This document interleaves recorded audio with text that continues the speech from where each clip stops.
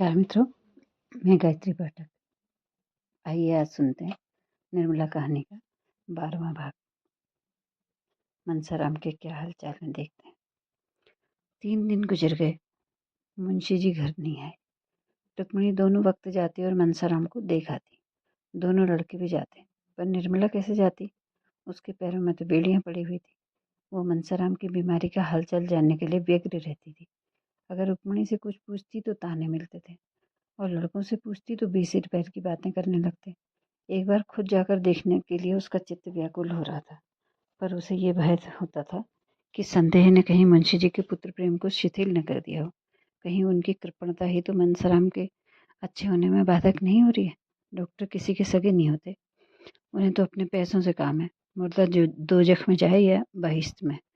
उसके मन में प्रबल इच्छा होती थी कि जाकर अस्पताल के डॉक्टर को 1000 रुपये की थैली देकर कहे, इन्हें बचा लीजिए, ये थैली आपको भेंट है। पर उसके पास न तो इतने रुपये थे, न इतना साहस ही था। अब भी यदि वह वहां पहुंच सकती तो मनसाराम अच्छा हो जाता।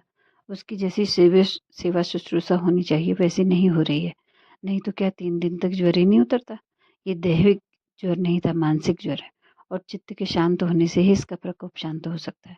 अगर वो रात भर वहां बैठी रह सकती और मुंशी जी जरा भी मन मैला नहीं करते तो कदाचित मनसाराम को विश्वास हो जाता कि पिताजी का दिल साफ है और फिर अच्छे होने में देर नहीं लगती। लेकिन ऐसा होगा? मुंशी जी उसे देखकर वहां प्रसन्नचित्त रह सकेंगे? क्या अब भी उनका दिल साफ नहीं हुआ? यहाँ से जाते समय तो ऐसा ज्ञात हुआ था कि वो प्रमाद पर पछता रहे हैं।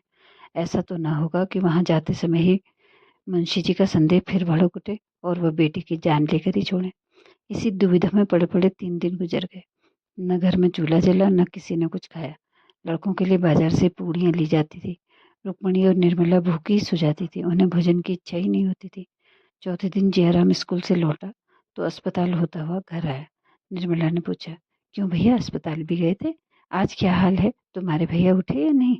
जयराम रुआंसा होकर कह बोला, अम्मा जी, आज तो कुछ बोलते चालते ही नहीं थे। चुपचाप चारपाई पर पड़े जोर जोर से हाथ पांव पटक रहे थे। निर्मला के चेहरे का रंग उड़ गया। घबरा कर पूछा, तुम्हारे बाबूजी थे ना? जयराम, थे, क्यों नहीं थे? आज वो बहुत रोते थे। निर्मला का कलेजा धक धक करने लगा।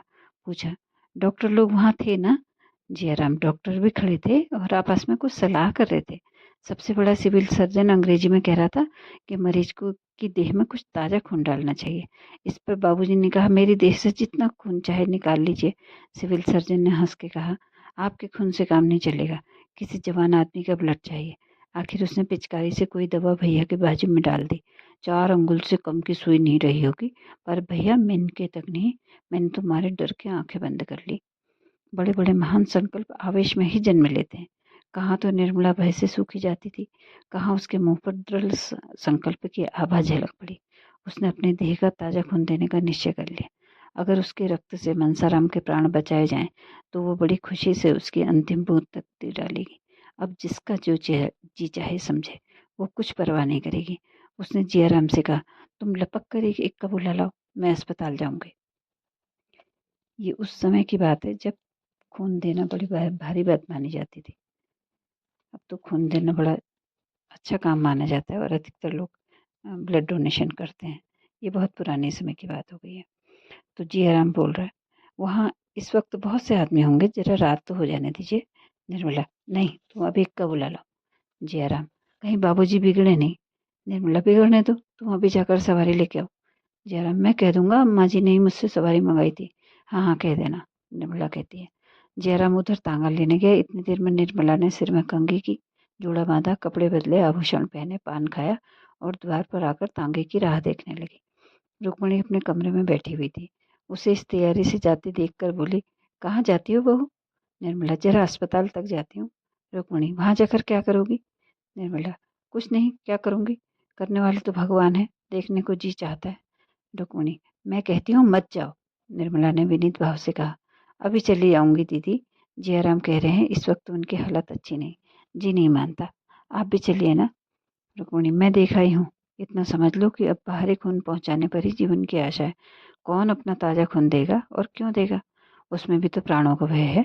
निर्मला, इसीलिए तो जाती हूँ, मेरे खून से क्या काम नहीं चलेगा? रुक्मिणी, चलेगा क्यों नहीं? जवानी का तो खून चाहिए, लेकिन तुम्हारे खून से मंसाराम की जान बचे, इससे ये कहीं अच्छा होगा कि उसे पानी में बहा दिया जाए। तांगा आ गया।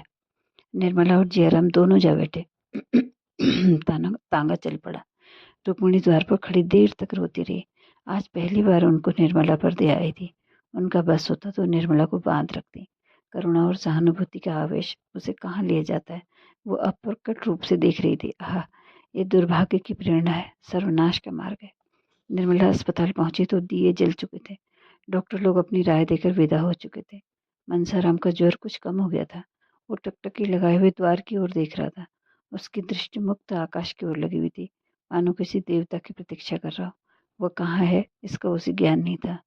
सहसा निर्मला को देखते ही वो चौंक उठा। उसकी समाधि टूट गई।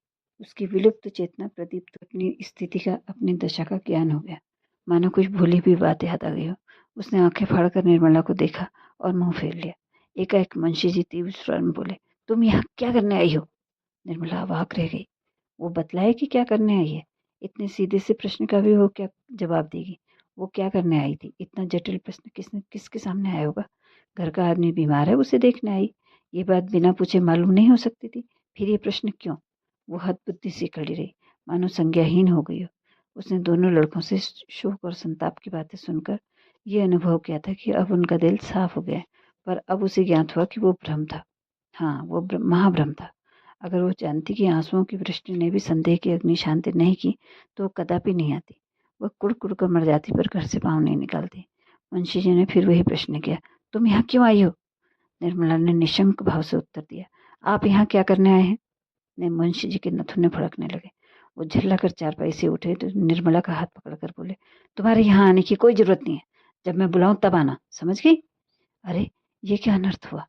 मनसाराम, जो चारपाई से हिल भी नहीं सक रहा था, उठकर खड़ा हो गया और निर्मला के पैरों पर गिरकर रोकते हुए बोला, अम्मा जी, इस अभागे के लिए आपको व्यर्थ इतना कष्ट हुआ। मैं आपका स्नेह कभी नहीं भूलूंगा। ईश्वर से यही मेरी विनती है कि मेरा पुनर्जन्म आपके गर्भ से हो, जिससे मैं आपके ऋण से वो ऋण हो सकूं।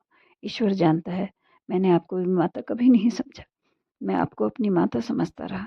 आपकी उम्र मुझसे बहुत ज्यादा न हो, लेकिन आप मेरी माता के स्थान पर थी और मैंने सदैव आपको उसी दृष्टि से देखा। अब नहीं बोला जाता अम्मा जी, क्षमा कीजिए, ये अंतिम भेंट है। निर्मला ने अश्रु प्रवाह को रोकते हुए कहा, तुम ऐसी बातें क्यों करते हो? 2-4 दिन में अच्छे हो जाओगे। मनसाराम ने क्षीण स्वर में कहा, अब जीने की इच्छा नहीं और न बोलने की शक्ति है। यह कहते कहते मनसाराम अशक्त होकर जमीन पर लेट गया। निर्मला ने पति की ओर निर्भय नेत्रों से देखते हुए कहा, डॉक्टर ने क्या सलाह दी? मुंशी जी सब के सब भंग खा गए, कहते हैं ताजा खून चाहिए। निर्मला, ताजा खून मिल जाए तो प्राण रक्षा हो सकती है। मुंशी जी ने निर्मला की ओर तीव्र नेत्रों से देख के कहा, मैं ईश्वर नहीं हूँ और न ही डॉक्टर को ईश्वर समझता हूँ। निर्मला ने कहा, ताजा खून तो ऐसी अलभ्य वस्तु नहीं। मुंशी जी, आकाश के तारे भी तो अलभ्य नहीं है। मुंह के सामने खंदक क्या चीज है? निर्मला, मैं अपना खून देने को तैयार हूँ।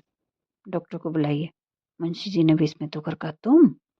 निर्मला, हाँ, क्या मेरे खून से काम नहीं चलेगा? मुंशी जी, तुम अपना खून दोगी? नहीं, तुम्हारे खून की जरूरत नहीं, इसमें प्राणों का भय है। निर्मला, मेरे प्राण और किस दिन काम आएंगे? मुंशी जी ने सजल नेत्र होकर कहा, नहीं निर्मला, उसका मूल्य अब मेरी निगाह में बहुत बढ़ गया है। आज तक वह मेरे भोग की वस्तु थी, आज से वो भक्ति की वस्तु है। मैंने तुम्हारे साथ बहुत अन्याय किया है, मुझे माफ करो। तो ये था साथियों 12वां अध्याय। अवश्य बताइएगा कि कैसा लगा। नमस्कार।